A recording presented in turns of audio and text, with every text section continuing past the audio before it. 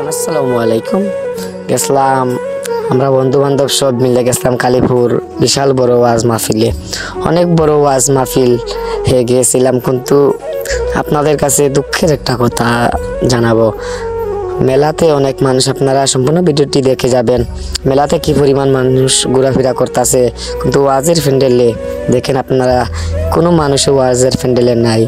আর আমার চ্যানেলটা নতুন, সবাই আমার সাপোর্ট করবেন। আর বয়সে ভুল ত্রুটি হতে পারে, আর নতুন ট্রাই করতেছি, আপনারা সাপোর্ট করলে আমি এগিয়ে যাব। আর দেখেন আপনারা কিভাবে ওয়াজের পুরো প্যান্ডেলটি ঘুরে ঘুরে ভিডিও করছি। একটা মানুষ নাই, 2-3 জন মুরব্বীরা বসে আছে, আর কোনো মানুষই নাই।